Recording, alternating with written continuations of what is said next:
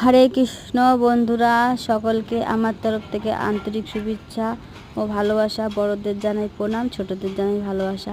তো এখানে আমি একটা সাপ দেখতে পাচ্ছি, সেটা তোমাদের কাছে আমি তুলে ধরছি।